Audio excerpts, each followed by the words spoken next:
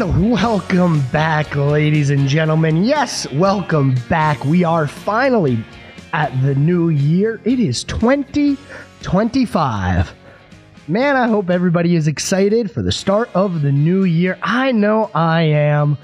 Tell you what, one of the things about going into a new year, you get a lot of football playoffs in our future. Some of it actually taking place during the break that WSIC had there in between Christmas and New Year's, as we had some college football playoff games. I think one of the last things that we talked about before we went on break for the holiday was the fact that the NCAA was finally able to overshadow the NFL, and not just the NCAA. Somebody overshadowed the NFL. You don't see it very often. But that's where we are. College football is huge right now. The playoffs, we had two great games last night. One of them getting postponed to later this afternoon.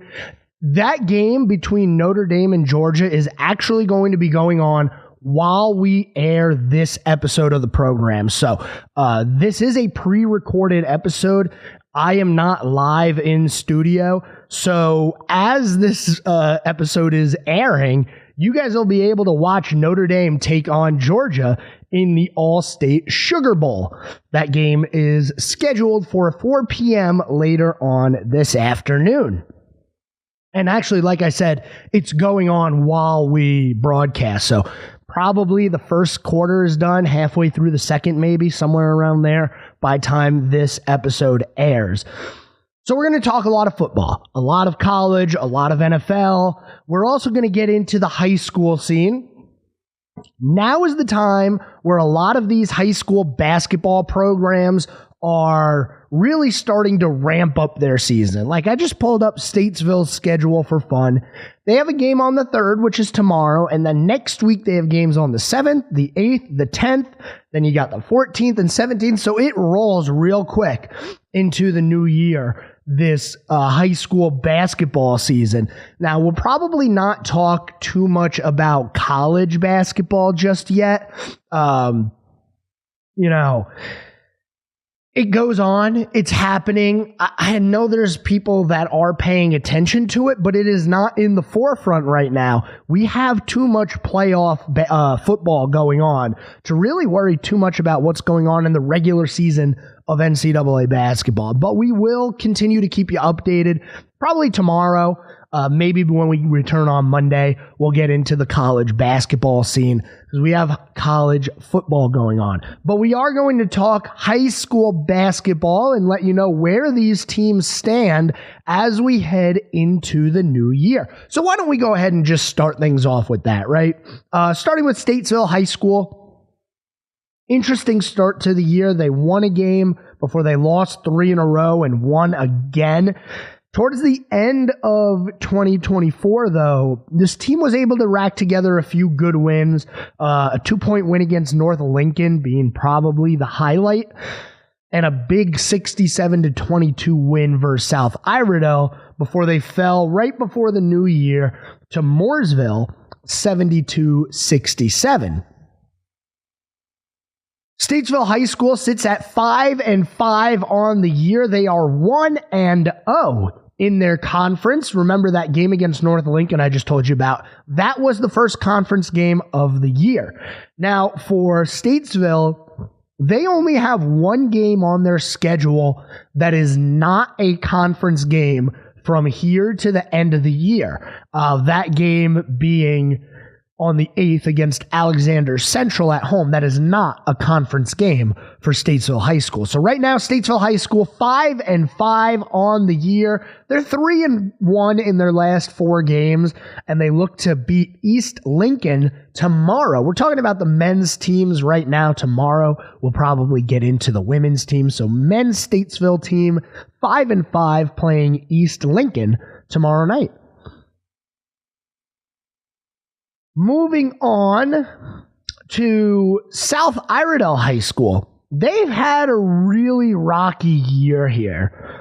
a couple of bad losses, including the one that I told you about to Statesville High School, where they lost 67-22. It was probably the worst loss that they've had so far this year. It's definitely the least amount of points that they've scored in a game this year. But for South Iredell, their schedule doesn't ramp up quite as soon as some of the other schools. They're off this week. They resume action on the 7th. Next week, they'll have a 3-game road stand on the 7th, 10th, and 14th. So a little over a week there. All road games. No more out-of-conference basketball games, though, for South Iredell. They're currently 0-1 in their conference. They lost to West Cabarrus way back on the 13th of December. The remaining schedule only including conference games for South Iredell. They're currently 0-1, 4-9 overall, but that 0-1 conference record, not great. Their next game is on the road against Hickory Ridge. That'll be on the 7th of January, obviously, which is a Tuesday, 7:30. Let's move on to West Iredell. West Iredell's team has had a very good start to the year. They're undefeated in the conference. Undefeated in the conference. How about it? Well, they've only played one conference game so far, but they're still undefeated. Now, on the year, West Iredell is 8-3. That's a very good start to the year, especially considering, like we've talked about in the past, the record that they had last year and even the year before. Last year, they were 2-22. They've quadrupled the amount of wins they had last year already, with 8. Their next match is going to be tomorrow, Friday, at home against Ford High School. Now, West Iredell also falls into the category of no more non-conference games. Every game from here on out is within the conference, and they are 1-0 already in the conference, looking to make it 2. Now, North Iredell is not faring quite as well as West Iredell.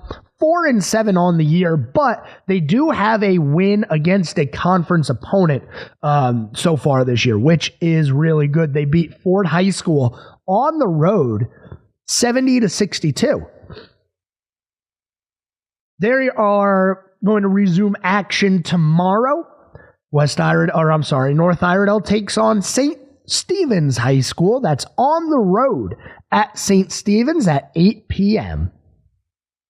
Real quick, I want to wrap up a couple of schools down in the Southern Iredell area, like Mooresville High School, who is 12-2 on the year, 2-0 within their conference, and Lake Norman, 11-1 so far on the year. They've actually yet to play a conference game. That changes once they resume action here next week. No more non-conference games for either Lake Norman or Mooresville. It's all conference games from here on out. That's the men's basketball scene for you. We're about halfway through, coming up on halfway through the season. We'll continue to inform you. We'll get into women's basketball tomorrow. When we get back from break, we'll talk some college football. Back after this.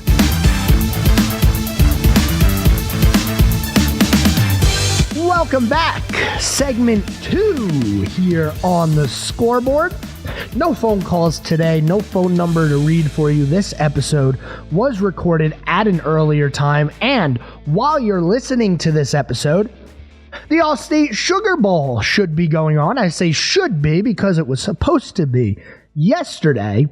Unfortunately, with the terror attack that was committed in Louisiana, in New Orleans yesterday, that game ends up getting postponed. Rightfully so. Definitely a good decision to postpone that game. And so we're going to have the Notre Dame-Georgia game today at 4 o'clock. This show airs at 5 o'clock. So I wonder who's winning. You know I'll be watching. I'm definitely going to be watching. I've been watching a lot of the college football games. I think everybody has a new favorite college football player in Cam Scatterbo. as Arizona State took Texas to the brink. They really did.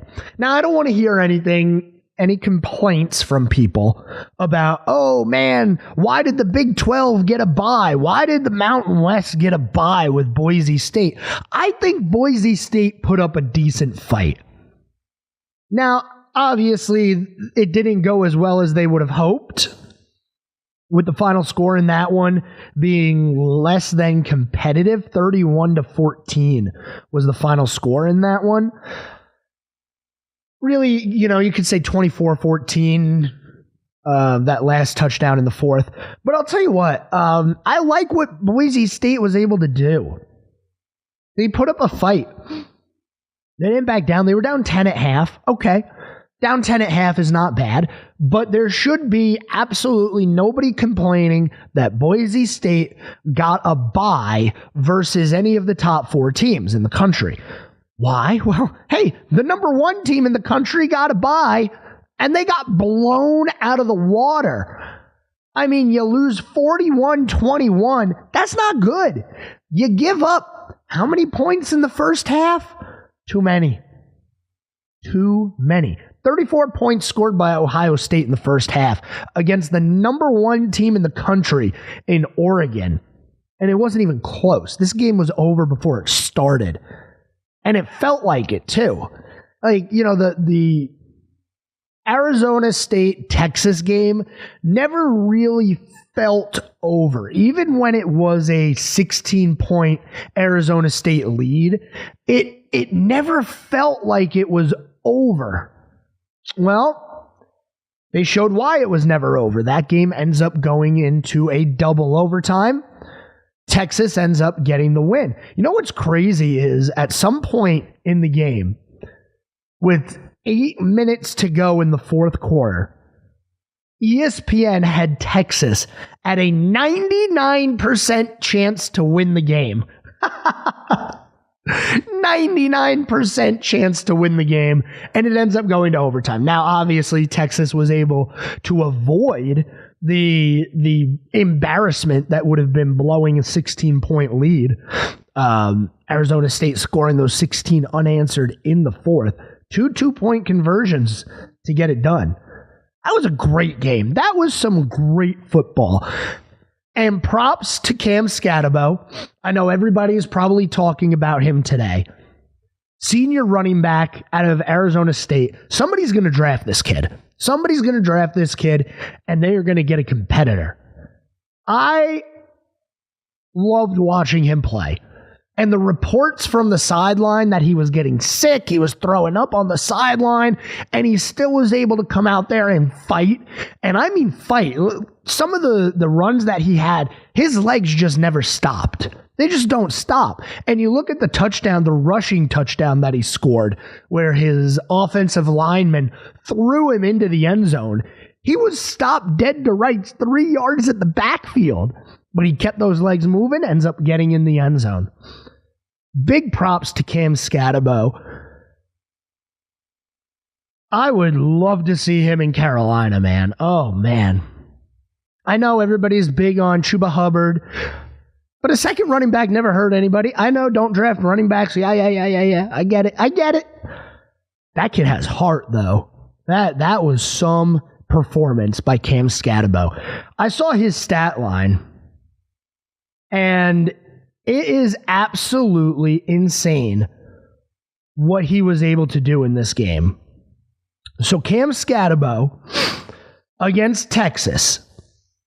And we're just going to go to the box score on this game and give you all of the insight on this one that you can use here. Here we go. Cam Scatabo, rushing yards, just rushing yards. 30 attempts for 143 yards and 2 touchdowns. Awesome. Receiving, 8 catches. He led the team in receptions by a long shot. Well, maybe not by a long shot. Melquan Stovall had 7 catches, but 8 catches for Scatabo for 99 yards. Easily the most. He doubled the next highest receiving yards on the team. And get this, Cam Scatabo, 1 for 1 passing the football for 42 yards and a touchdown. The only passing touchdown that there was in the game for Arizona State was a Cam Scatabo throwing touchdown. Awesome. Just awesome. What a game for that kid. An all-timer. I hate the fact that they lost. I think most of the country, by the time we got to Arizona State down 8 with the ball, most of the country was pulling for Arizona State because they were the underdogs. Even though they got the bye, they won their conference. It doesn't matter. They were the underdogs in this game. Texas has aspirations to go win a national championship this year. Arizona State's happy to be here, especially after the past few years that they've had with the sanctions and all the losing they've done. They're just happy to be there. But a great game all in all. Quinn Ewers played a really good game. He had that one mistake in the fourth quarter that allowed Arizona State to come back. But some great play calling in overtime. They wasted no time at all scoring in overtime in the first and in the second overtime. So big congratulations to the Texas Longhorns. They move on to the semifinals. Now, there were other games. Yeah, there were other games in the college football playoff. We talked a little bit about it earlier. Ohio State, Oregon, 41-21 was the final score of that game. After the first game that we saw on the day with Texas and Arizona State being the game that it was, to then have to watch Ohio State and Oregon, it was like pulling teeth. It really was. I mean, this wasn't even a game. It wasn't close. It was never close. It was just ugly from the start. Ohio State pulled out to a huge lead to start the game, and they never looked back. Then on New Year's Eve, we had Penn State playing Boise State. This was a decent game. Penn State was in control. Don't get it wrong. They were in control the whole game. But it still never really felt over until the fourth quarter when Penn State ended up going up 31-14. It still felt like Boise had a chance.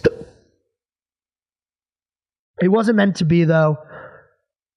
Penn State moves on to the semifinal, and now we just await for one more college football playoff team to move into the semifinals. And that's either going to be Georgia or Notre Dame. That game later on today, 4 o'clock, postponed from yesterday after a terror attack in Louisiana, down in New Orleans on Bourbon Street and Canal Street.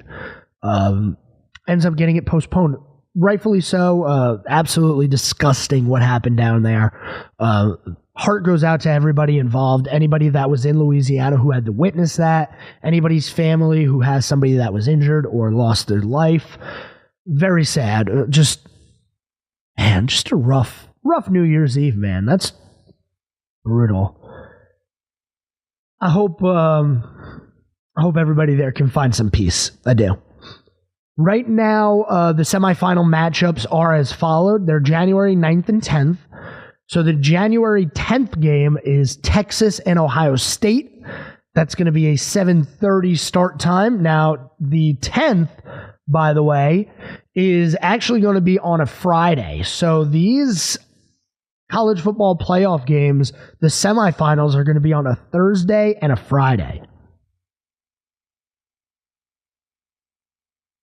Texas and Ohio State in the Goodyear Cotton Bowl Classic. And we're still waiting for the competitor for Penn State in the Capital One Orange Bowl. Will it be Notre Dame? Will it be Georgia, who got the bye, who will be without their quarterback, Carson Beck? We'll see. We shall see. I don't understand. There's so many people down on Notre Dame, probably because they lost to Northern Illinois early in the year, but that was early in the year. I like Notre Dame. I think that they'll get it done. I do. I'm going to take Notre Dame outright, not against the spread or anything. I'm taking Notre Dame outright. The line, by the way, in case you're wondering, minus 1.5 for Notre Dame. So Georgia, plus money. We'll be able to talk about that game tomorrow. Talk about the semifinal matchups that'll be happening late next week. But first, we got to go to our commercial break. When we return, we're going to get into the NFL. The playoff picture is a lot clearer. We'll let you know who's in, who's out, who still has a chance. Don't go anywhere. We're back after this.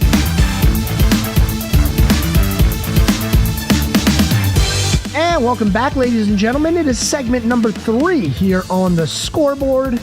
No phone calls today.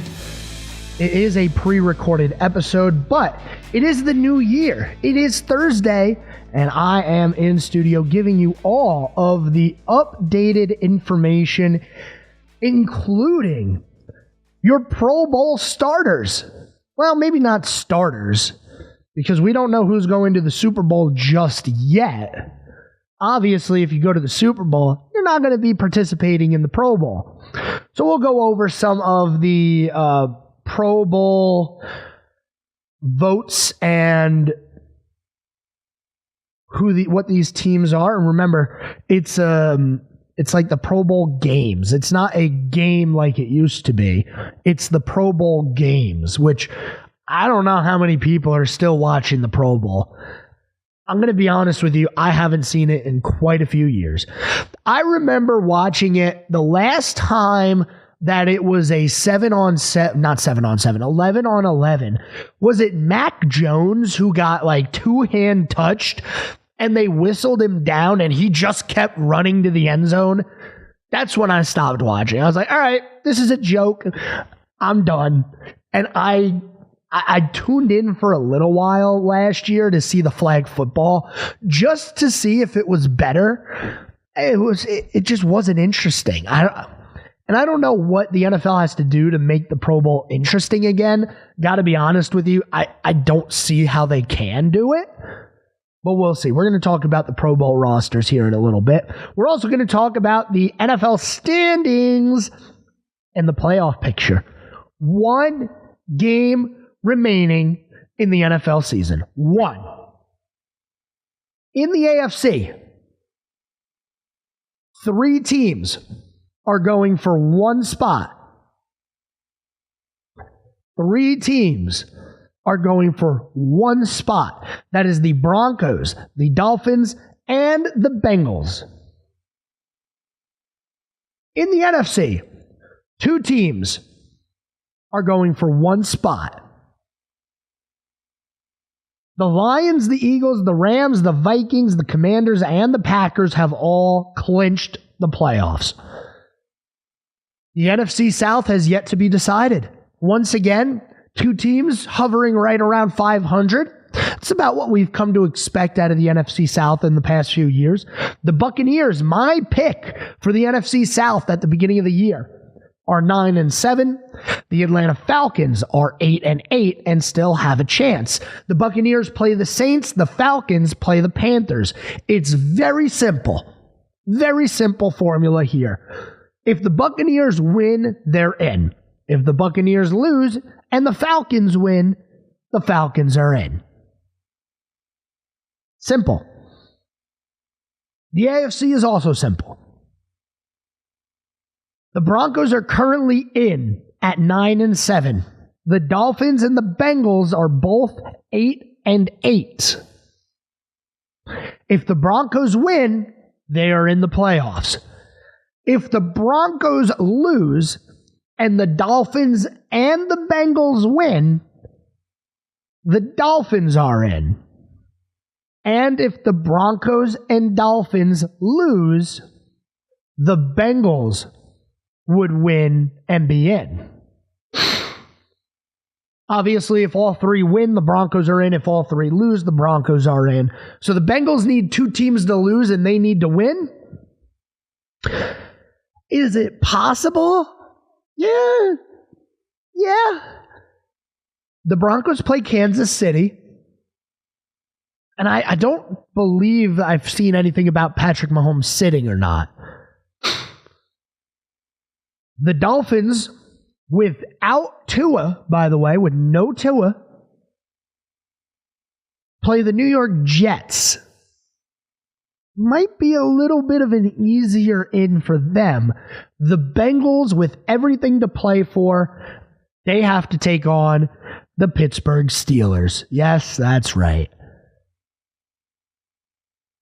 So only a few interesting storylines here going into the final week of the regular season. Still some seeding that needs to be sorted out.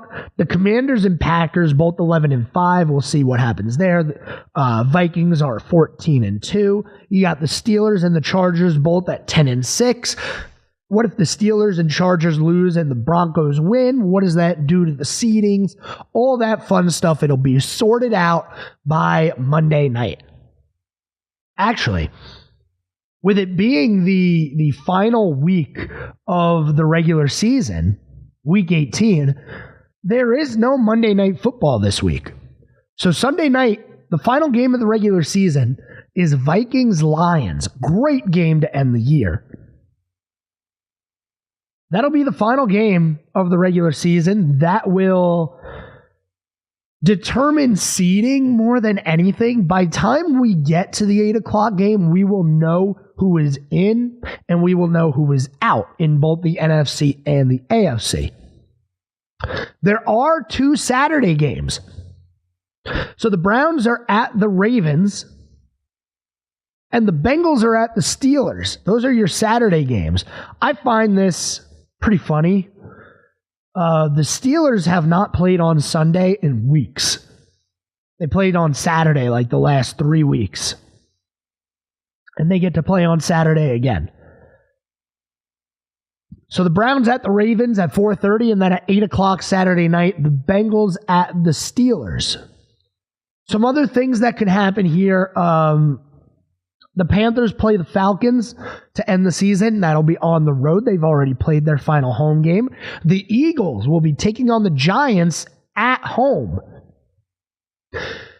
Saquon Barkley is just over 100 yards shy of breaking the single-season rushing record. He is apparently not going to be playing on Sunday against the Giants. Man, would it have been fitting for him to break that record against the Giants.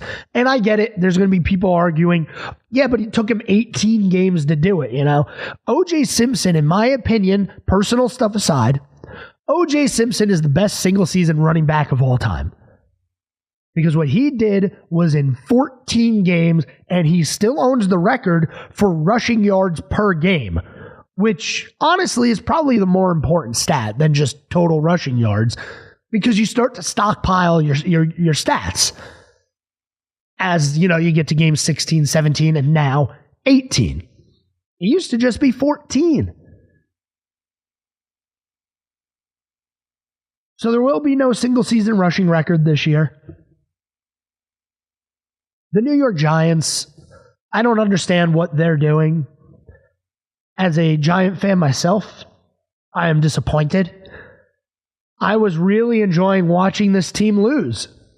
And they had the number 1 pick, outright number 1 pick in the NFL going into last weekend's slate of games. And what do? They win. Why did they win? Not only did they win, but the New York Giants scored 40 points in a game for the first time since 2015. 10 years ago. That win knocked the New York Giants from having the number 1 pick in the draft to the number 4 pick in the draft. New England, Tennessee, and Cleveland now all in front of New York. New England does not need a quarterback. Tennessee could use a quarterback. Cleveland could probably use a quarterback. I'm going to hit my head on the wall. Why did they do that? Shedeur Sanders was right there. Cam Ward was right there. Now you got 2 teams in front of you that are probably going to take a quarterback. I'm not going to stress too much about the New York Giants, I promise. We have a lot of playoff things to worry about. So, When we come back from this break, we're going to go over the Pro Bowl roster and talk about some other things that are in the news as we wrap things up and back into this day in sports history. Stay tuned. We're back after this.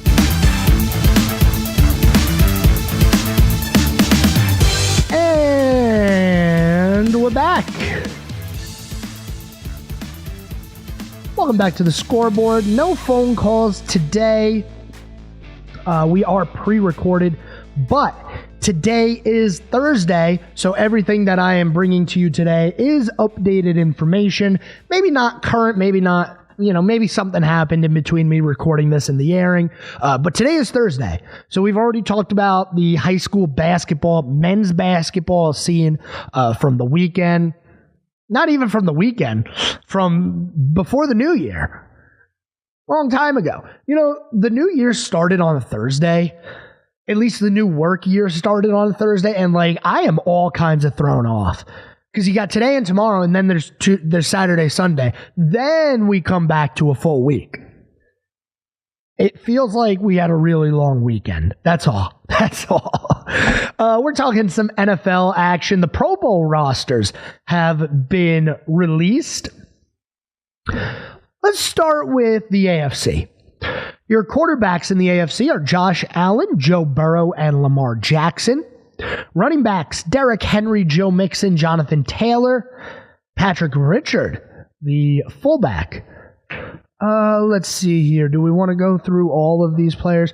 Jamar Chase, Jerry Jeudy to the Pro Bowl. Nico Collins and Zay Flowers, Pro Bowl wide receivers in the AFC.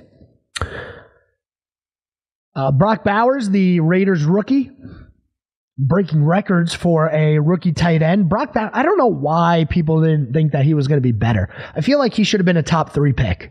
I do. I mean, he's good. He's really good. The NFC, let's go some defensive AFC players here. Myles Garrett makes it. Max Crosby, TJ Watt's on there. Khalil Mack. Khalil Mack had a good season this year. He is voted to the Pro Bowl. Who's the kicker? Chris Boswell of the Steelers. That makes plenty of sense. It does. Boswell has kicked the Steelers into quite a few wins this year. It does. He did. You also got Marlon. Excuse me, I'm starting to get some hiccups. Mid recording. That's unfortunate. Marlon Humphreys, Denzel Ward, some of the cornerbacks, Minka, Roquan Smith in here as well, and Nick Bonito. So that's your AFC roster for the Pro Bowl. Your NFC Pro Bowl roster. Let's go ahead and go over those. Your quarterbacks are Jared Goff, Jaden Daniels, and Sam Darnold. Surprise, surprise. Jared Goff revitalizing his career after what happened with the Rams a few years ago. Excuse me, I have a severe case of the hiccups. Probably heard that one. Commanders rookie quarterback Jaden Daniels, the best prospect coming out of the draft. I thought he was going to be the best quarterback personally coming out of the draft. And Sam Darnold's also able to revitalize his career. In one season with the Vikings, Sam Darnold has more wins than in all of his starts with the New York Jets. Yeah, I think he started 38 games. 38, 34, 30, 39 maybe. I apologize for these hiccups, ladies and gentlemen. Entertaining final segment, if anything. I can't stop. Oh my goodness. I don't think I've ever had this happen. I've had every now and then I'll get some heartburn, and that's happened to me while I'm on air. That you can deal with. You just take a pause. But the hiccups, they come randomly. And it's I could be mid-sentence, and then all of a sudden it's just...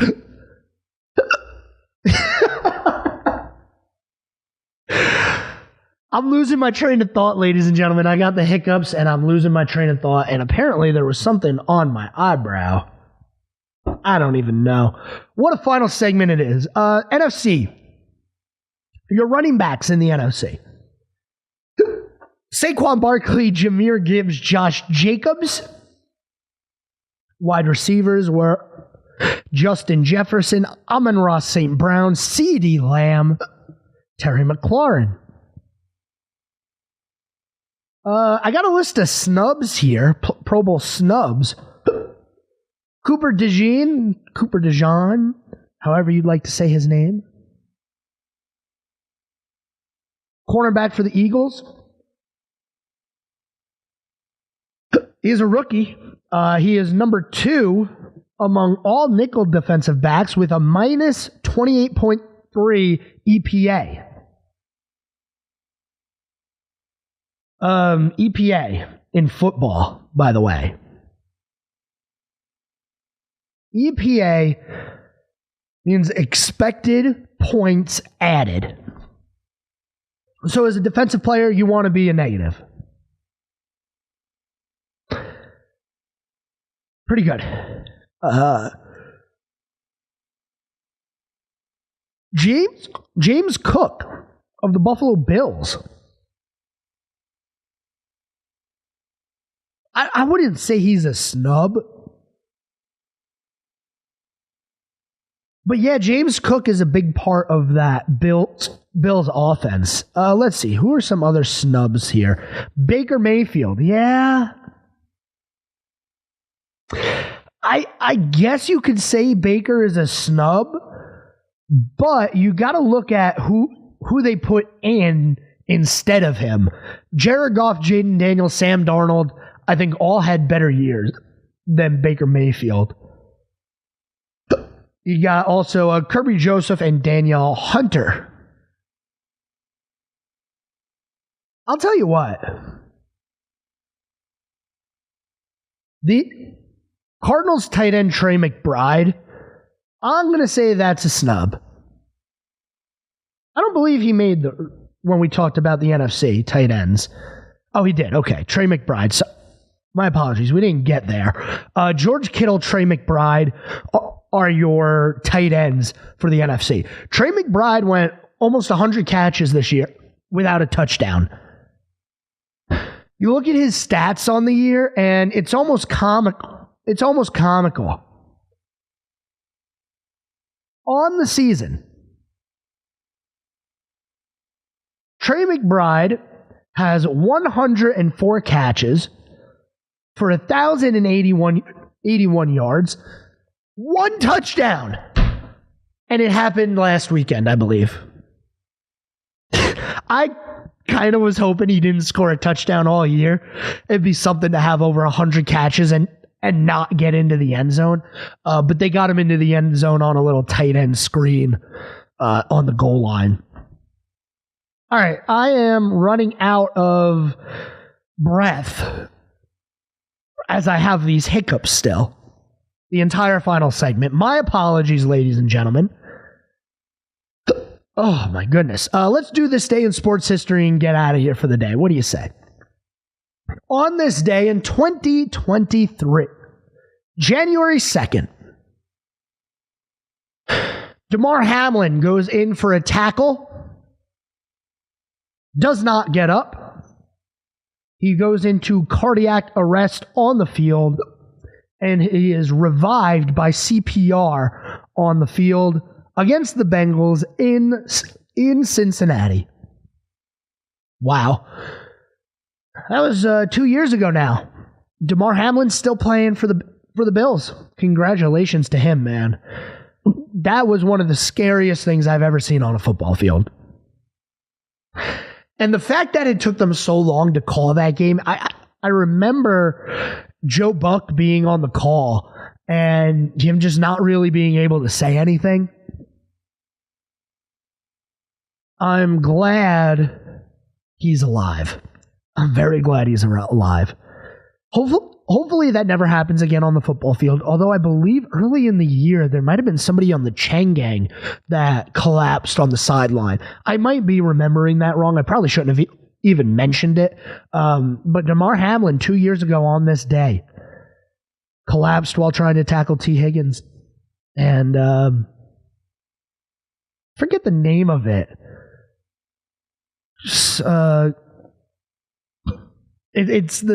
forget the name of off the top of my head, but they said that the hit happened right at the millisecond needed right in the chest to stop his heart. Very rare, which is why we've never seen it since. Also on this day, this is going to be the last one as we're about to head out, 1832.